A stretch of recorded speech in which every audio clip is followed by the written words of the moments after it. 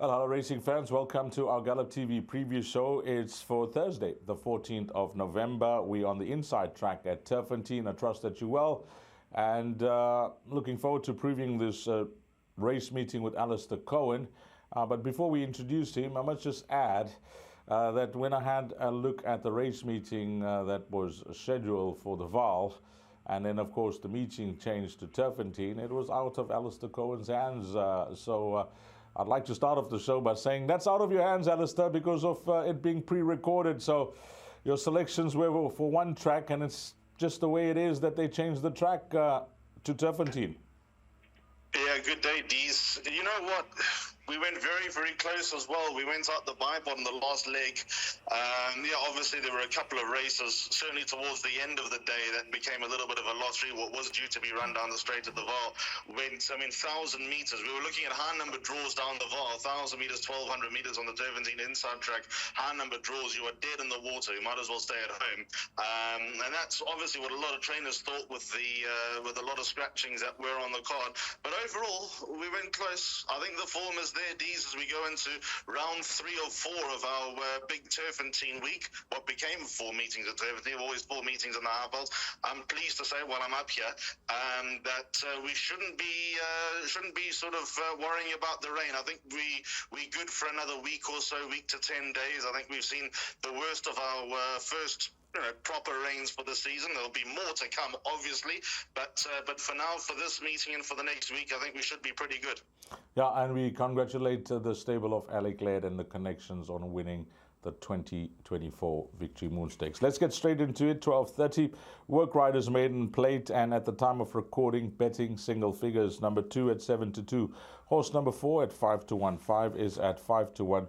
We got a 9-10 shot here in the number 9, Mist in Ireland, and a first timer from the Tony Peters stable, number 10, trading at 7-1. As you can see, number 6 is a scratching. Are we going to kick things off with the obvious, or are we looking elsewhere?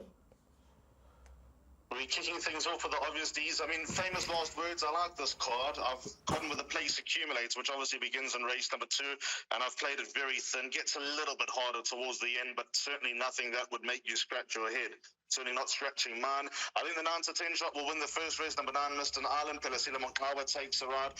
Lightweight of 55 kilos on her back, being a 3-year-old taking on majority boys. She gets a very valuable swing at the weight. She ran 5 lengths to Grey Jet on debut. Grey Jet, 1 from 1, holds an entry in the Johnson Workwear Dingons. I think that they're all running for second in the Dingons behind Great Tricks, but all that in mind, 5 lengths to a horse that holds an entry in one of the stronger Grade 2 races on the South African calendar. I think that sets her up. If you consider that Grey Jet would probably eat this field alive, then number 9, Mist in Ireland, rates is a very, very hard horse to beat. The combination is prolific in work rider races. Horses to chase her home, potentially for swingers and exacta purposes: 2 Spy Story, 5 Devilishly Gorgeous, and maybe Kikti, number 4 on the card, with Savannah Valgello taking the 1.5 off the back. I don't think that form line last time was all that good, but it's a similar type of race, but for the first choice, so he could step up again and maybe run into the top 3. But that's how I see it. Very, very hard horse to beat.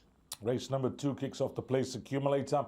13:05 is the time if you want to get on. It's over 1,600 meters. Number 1, 12-10. 2 at 7-2. 3 is at 8-1. 4 at 11-2. Number 5 at 9-2. And horse number 6 is a 5-1 shot. When I looked at the race, I understand that, you got a 12-10 shot here, but then I look at some of the other runners in the field, and I think this horse called Play With Fire could be the danger to horses like 1 and 2. I've left them both out, D. Play With Fire and the favourite Safe Space. The reason why I've left out Safe Space, I don't think he's bad at Turffontein, but I think he's just better at the Vaal. Simple as that. I think the extra 200-metre run and helps him on the inside track. I think he'll struggle. It takes him a while to warm up. I know that it's all relative here in this handicap, that he's got top weight and he's giving weight away, but the lowest weight is 57.5, so I don't believe that's neither here nor there. But the 2 horses I've gone in with here are 2 and 5. I'm very keen on number 5, Whispers of War, my top choice. I've been waiting for this day. He nearly got us across the line in the top 3 last time at a big price when I recommended him on the show. Ran 3 lengths to DJ Junior. Just didn't quite get home over 1,800 meters. He's a better horse on the inside track than anywhere else. He comes back to a mile. And I think number 5, Whispers of War, if he feels all right, will win the race. Biggest danger to me is number 2, Potberry, out of draw 1, beat Pioneer Square by 3 lengths. Pioneer Square short head, well, a quarter of a length second on Monday. The 3rd horse, trained by Sean Terry, One More Star, came out and won from that form line. I believe that's going to be a strong form line. I know the 4th horse, Chacha, ran second at prohibitive odds about a week earlier, but all that said, I think number 2, Potberry, stepped up significantly to get out the maidens last time. So they, honestly, the only 2 horses I can see win, numbers 2 and 5, with number 5 representing the value in the race. Well, we're taking on the 12 to 10 shots, listening to Alistair Cohen here in leg 1 of that place accumulator.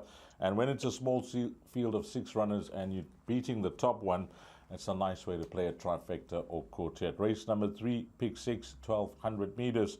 It's a maiden plate. Well, I haven't seen this type of betting for a long while. Number 1, Vibe SA, 25 to 100, Alistair. Then we have horse number 7 at 8 to 1. I can tell you that with number 6, the Alamites are off, so that will race unshod. And there are 3 first-timers in the race, numbers 3, 5, and horse number 9. And nice to see Diane Stinger stepping out some horses. She's got 2 in the race here over this 1,200-meter trip. 25 to 100 tells the story. Vibe SA. He can win. He's not my banker, though. In fact, I've left him out of the place accumulator because I like the horse at a price here. I like this horse, Casus Belly, number 4 on the card. 12 to 1. This is going to sound ridiculous. I've banked him in the place accumulator. I'm a Pila Sunday and Crawley for Paul Matchett. Matchett off a double at Turffontein just 2 days earlier. If we see the Grey Jet form franked in the first race, which I suspect we will, that'll enhance the chances. I know he's got 3 lengths to turn around with number 7, Lloyd Wright. Let's also bear in mind that Casus Belly was stuck on the wrong side of the course. He dropped in and he made good late progress. Might not look like it was good late progress. Might have been some late progress, whatever the case may be. Watch that race again. He was only staying on in the last 200 meters. I think he'll turn that form around with number 7, Lloyd Wright. He's got a lot of progress to come, and I think that he'll run into the first 3. In the pick 6, I'm obviously not leaving out number 1, Vibe SA.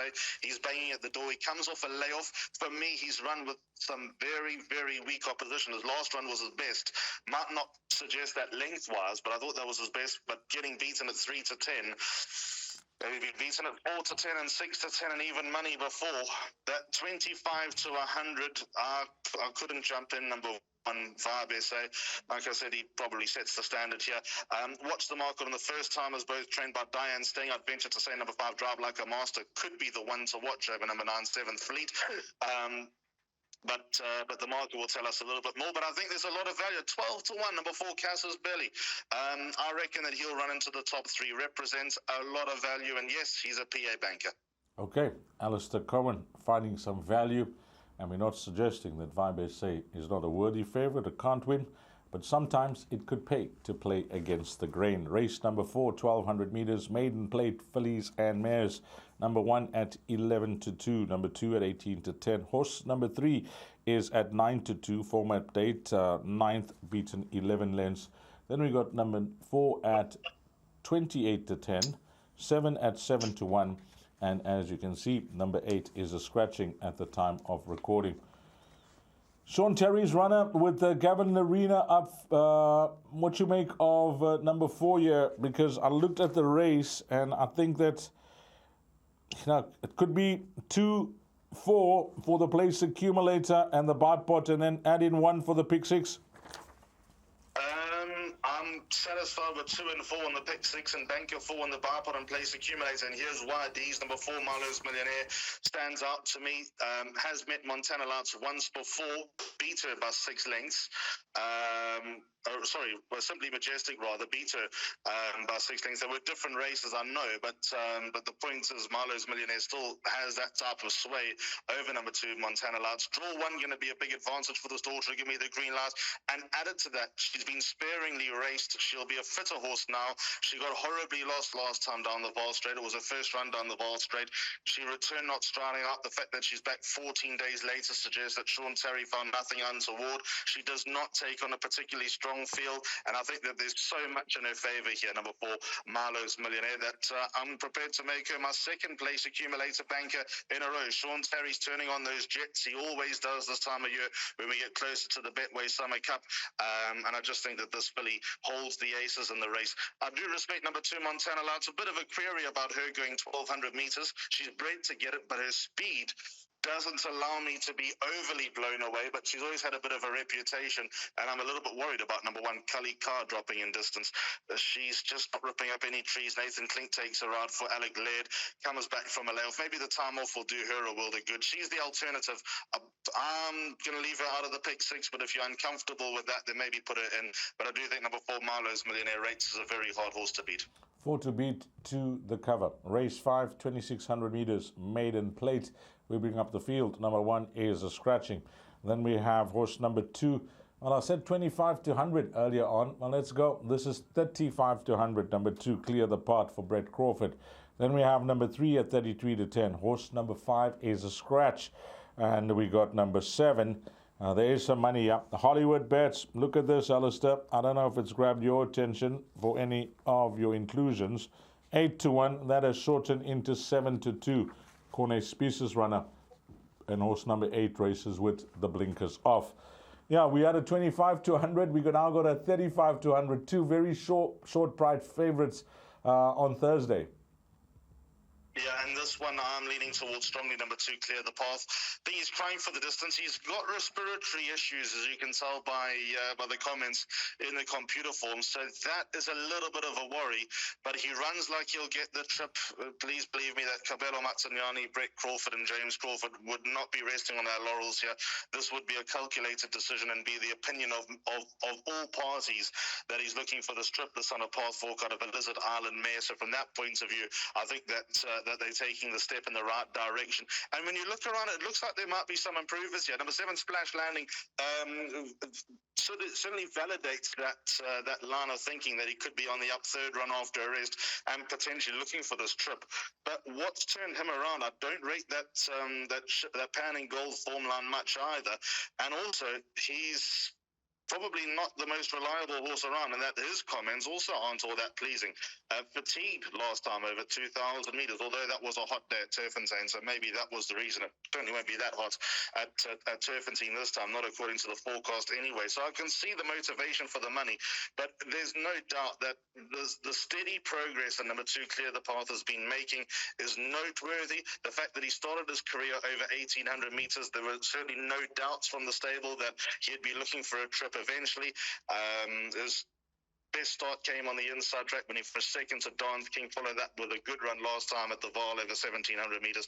I think he'll win. I think he's worth taking the price, to be honest. Number 2, Clear the Path. Well, whilst I understand there has to be a book and a market for you, the valued racing fan.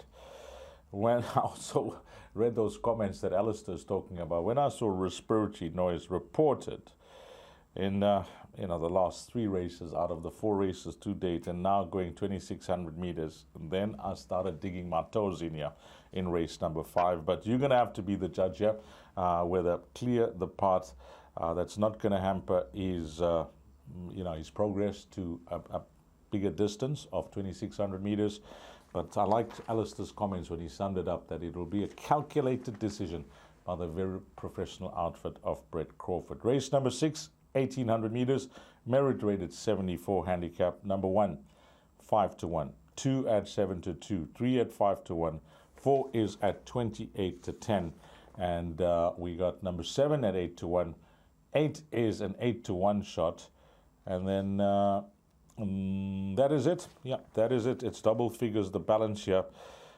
How many horses? I think that's the way to pose it to you, because it is the last pick 3 on the card as well. And I am very encouraged at all centres locally to see those pick 3 pools swell when it comes to the last 3 races on the card. It really is worth having a stab if you haven't done so in the past. But race number 6, how many horses here, Alistair?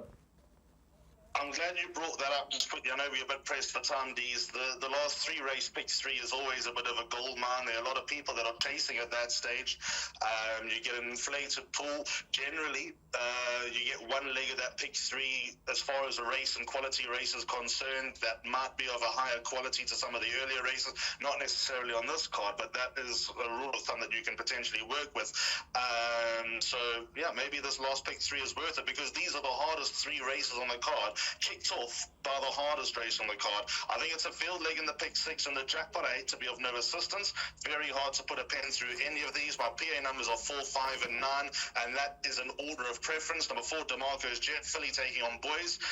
Second run after a layoff. First run back from a rest was behind Theatre of Life. That made her finish behind Mount Etna last time out, but she has a very valuable swing at the weights. You could probably argue that Mount Etna will also have a bit of a fitness edge coming back from a long layoff, but I think DeMarco's Jet will make the significant improvement under Gavin Lorena. Waishong Mowing trains. They're fresh off a winner at Turffontein on Monday with a short price favourite, Glamorous Lady, who I thought we could take on, but that was stupid.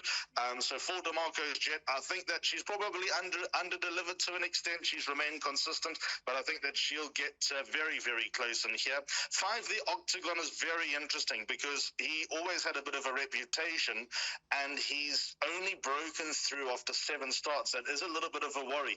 Is he just looking for a trip? Is he just in need of time? If he does show what I've been hearing he showed a long time ago, then he could back up that maiden win. Maybe he's on the up now. He didn't beat a hot field by any stretch last time out, and I do think the galloping course on the Turffontein stand side and the VAR will suit him more. We're back on the inside course, of course, so that is a little bit of a worry, but Niven Nastidi with his 2.5 kilo claim, I think that'll help the course for a horse that just may have been short of confidence. So I've got him in more of reputation than gut feel. And then number 9, Full Go. I think he represents a bit of value to run to the top 4. Last time behind Heather's Boy, I know Heather's Boy gave weight away. Heather's Boy is unbeaten. The second horse, Bacchus, is held in high regard. So let's take those two out of the race because Full Go will never run with those two horses again. And I think that he's got legitimate claims to at least run into the top 3. But shop around. Leo Alado's got a good chance. Mount Etna, by virtue of fancying DeMarco's Jet's got a chance. Circle of Life is not out of it either. Very, very complex race. It's one of those proper Joburg sort of D division handicaps. 3, let me get it right here. I've written down 4, 5, and 9 going to be the principles there for Alistair Cohen. Race number 6, kicking off that last pick 3. Race 7, fillies and mares, 80 C division class, 1200 meters the distance, and it's a small field, but we'll see how this race works out. Number 1 at 7 to 1, 2 at 3 to 1, 3 is at 5 to 1, and this is where the action is now. Number 4, 2 to 1, 5, 7 to 2, and then 7, that's at 7 to 1. Came to Hollywoodbets Greyville on the poly track last time out, drifted out, and that was it. It's amazing how the market plays itself out these days, especially when it comes to real time. That's race time. And the market is usually spot on. Very seldom is it off the mark. And for this horse, it was on the mark. Heirloom, out, finished 7th. She often gets her airtime, deservedly so, but I don't know if this is the right type of race for her. Number 7, Alistair. She's not at my play. I must be honest. Number 7, Heirloom. Good draw, maybe helps the chances. In a small field, they all got a top 4 chance. But I think there's 3 winning chances here, D's. In order of preference, 4, 5, and 3. PA have just got numbers 4 and 5. Number 4, Saigon Susie, does have the worst of the draws, but 7 out of 7 is no train smasher. With 7 out of 14, you wouldn't look twice. Beat Let's Play Poker, who's still a maiden in her penultimate start, but beat her in good style. I thought it was an encouraging step forward. I know she only beat 1 horse home, but she ran to the horse rated 103, if I'm not mistaken, last time, 3.3 lengths. So therefore, she ran above her rating last time out. Whether that was a true reflection of Mia Moo, I'm not 100% convinced, but I think Saigon Susie is at least going in the right direction. I don't think she's scaling any great heights, but she's definitely coming along the right way. Maybe slow, steady progress is the way to go, much like our golf. Number 5, Lady of Memphis, is the backup. I'm very interested to see how that form is going to work out of hers last time and winning on debut. I have an inkling there are going to be a few subsequent winners in the right races, and draw one's going to help her cause as well. Let's see how she goes around the turn. It is obviously her first visit away from her home ground of the Val with Lucky Hoodalakis, but to the eye, there was a lot to like about how Lady of Memphis won last time. I thought she won a little bit easier than the margin suggested, and she's got a lovely turn of foot, so that's going to make her very interesting here, and it'll be a nice test for her coming straight out the maidens into this type of handicap against the hard knockers. So 4 and 5, my top 2 selections. 3, there she goes in as well to the pick 6. Trent Mayhew with his 2.5 kilo claim on the back of a rating drop. 3 starts back, she ran the Ladies Stakes, where she ran just a smidge above her rating, slightly above her rating, and has come down just 3 starts later and gets a valuable claim. She keeps me interested. I think she's got a winning chance, number 3, there she goes, but I just don't see the need in a PA if I'm trying to keep things tight and not expecting a massive payout. Well, Coach Alistair Cohen, slow, steady progress, much like our golf. I love it when there's progress, though. And that's what it's all about when you're playing Shia Damn It. That's the word I heard the other day. Shia Damn It. That's another word if you're going to play golf. Well, race 8, 1,200 meters. Numbers 1 and 2, 11 to 2. 3 at 8 to 1. 4 is at 7 to 1. 6 at 7 to 2. Number 8 at 8 to 1. 9 is now scratching, was priced up at 7 to 1 when I took down the betting. So I doubt there'll be major adjustments there. This Fabian Habib stable, they are picking their spots and they are arriving. Well done to them. National Color Stakes the other day. Great win. What do you make of number 6, Command of All? That's the runner I'm leaning towards as my outright pick, but I can't give the guys, much confidence here. The horse is 7 to 2, and I think maybe rightfully so at the top of the boards. I'll give him a chance. He'll go into the pick 6, but I like a horse here, Dees. I like number 3, Kotinos. I like Kotinos a lot. Ratings come down again. Look, he's not the easiest rider around, but I'd like to believe if Raymond Danielson can get a tune out of the Son of Var, Diego de Gavea, who rides similarly, can get a tune out of the Son of Var. I think he's best on the inside track. I know one of his 3 wins have come on the inside track, but quite a few places. He has got a deep draw, but he'll drop in. He's just run with better, and I think he's in the right place now. Turbo Power, running third to Turbo Power, 3 runs back, giving him half a kilo. I think that all looks all right now. I think he's got a lot going from this horse. Number 3 on the card, who was Kotinos, trained by Roy Magna, who obviously had a winner on Tuesday as well in the form of One Religion. So I'm going to have a pretty confident each-way stab. My backup in the place accumulator is number 2, Alone Time, on a Dennis Schwarz. I was all over him last time out. I thought he had the right draw. I thought everything was in his favour. He just never fired up, but I think he's a little bit better than that. He's got the advantage of a good draw. I think he'll probably be best suited to the inside track because he can go at good speed.